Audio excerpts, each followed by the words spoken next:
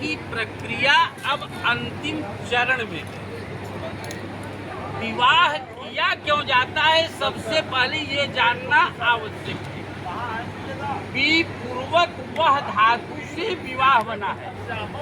जीवन को अच्छी प्रकार से संचालित कर निर्वहन करने की प्रक्रिया को ही विवाह कहते हैं। और विवाह भी 8 प्रकार का होता है, समझ रहे हैं? विवाह भी 8 प्रकार का होता है। जैसे 8 प्रकार के विवाह में यह विवाह की विधि जो अपनाई जा रही है, इस विवाह की विधि को ब्राह्म विवाह कहते हैं, समझ रहे हैं? लेकिन इस विवाह की विधि में ही 3 विधि एक्टिवेट किया गया है। जैसे एक रिंग सेरेमनी आप लोग 1-2 महीने पहले किए थे। रिंग सेरेमनी का विवाह कौन किया था जानते हैं आप लोग? दुष्यंत और शकुंतला का रिंग सेरेमनी हुआ। हाँ, और दूसरा विवाह जो आप लोगों ने जयमाल का किया, ये भी एक विवाह की प्रक्रिया है। जयमाल की प्रक्रिया केवल सती और शिव का होता है,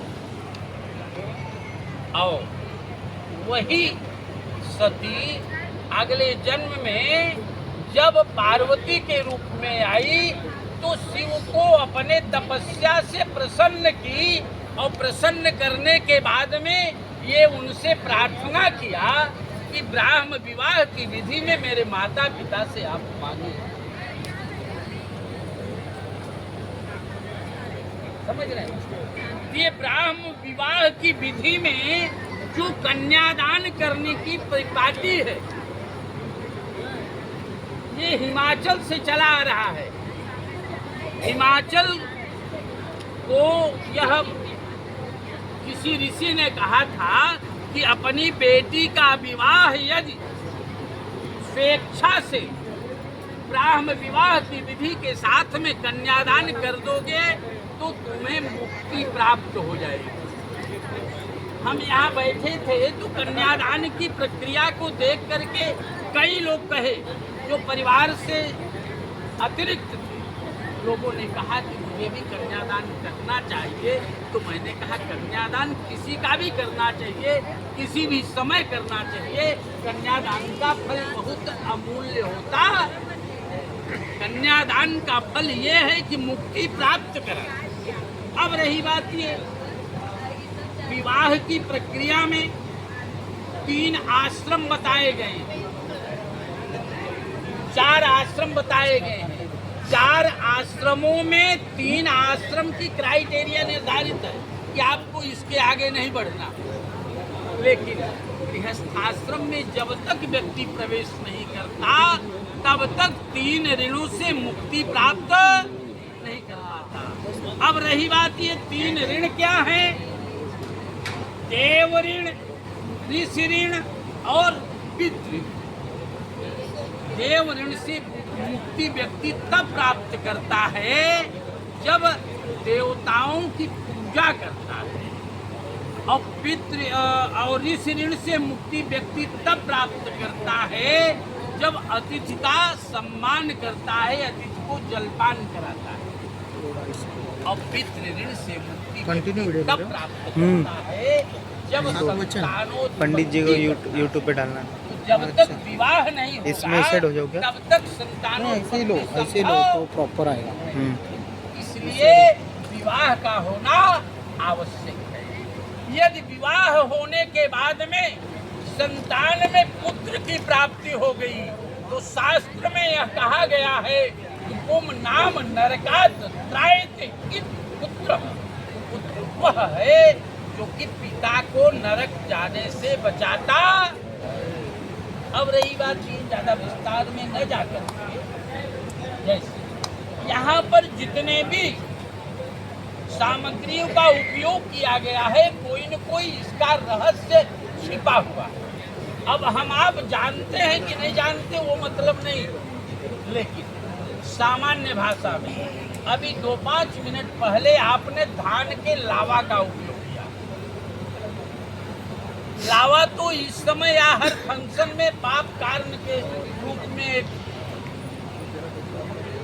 स्टॉल भी लगा देते हैं।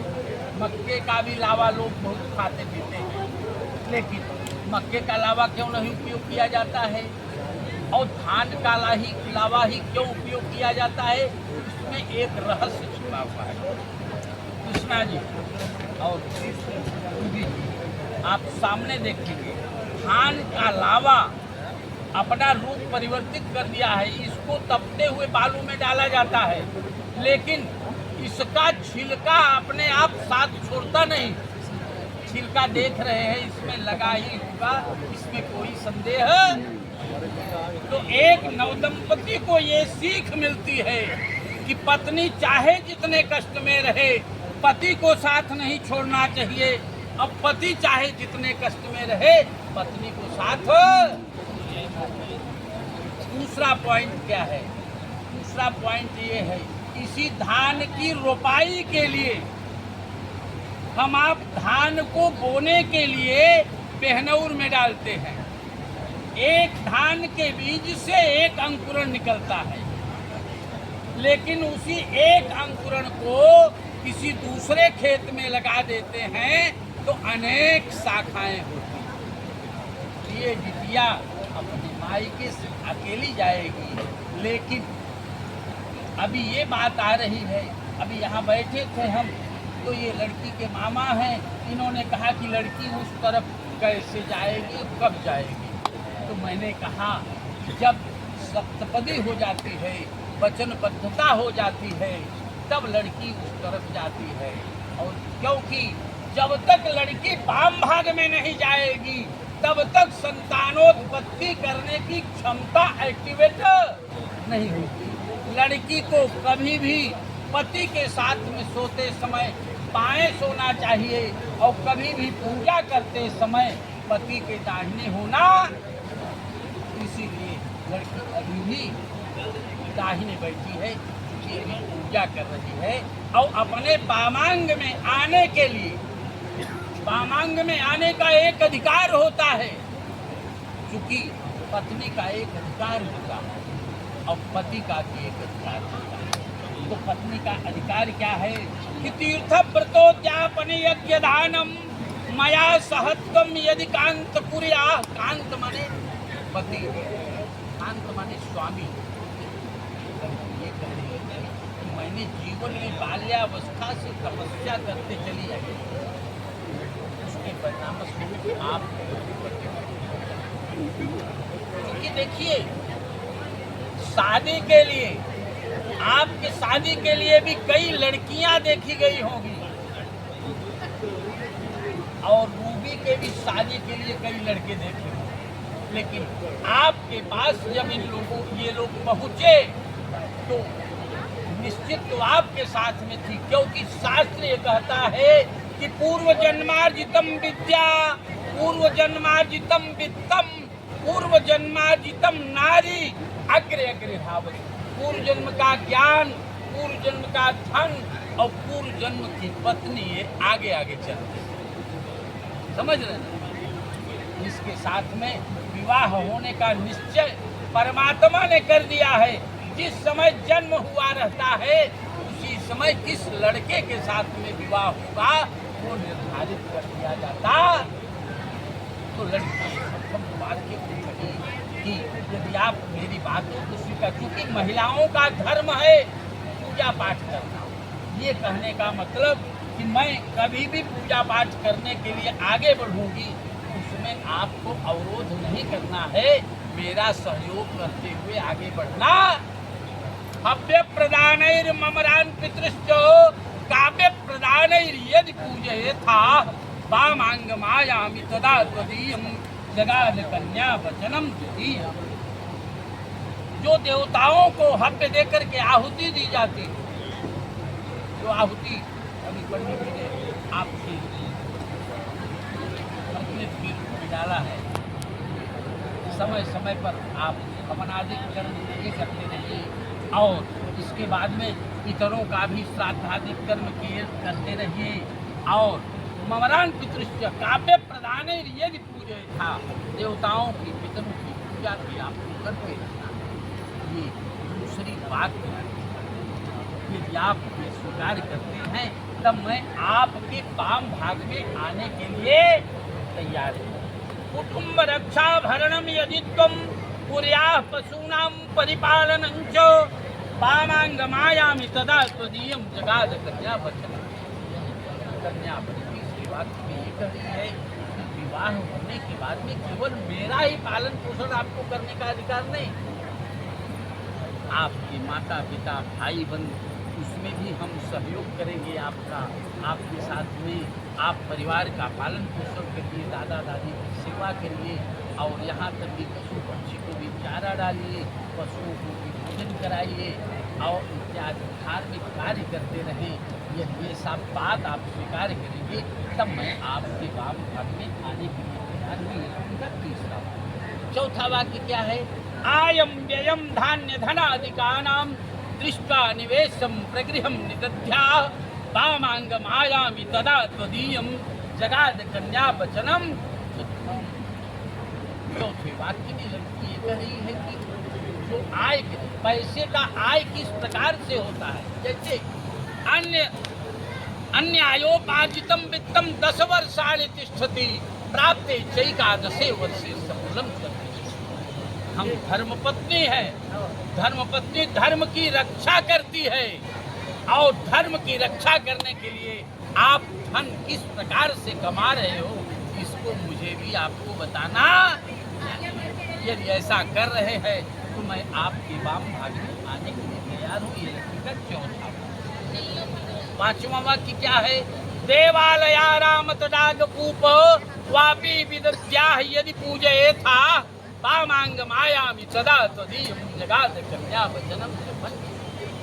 देवालय की स्थापना, कहीं मंदिर अगर अलग से नहीं बनवा पा रहे हैं तो मंदिर कहीं बन रहा है तो सहयोग कर देना चाहिए।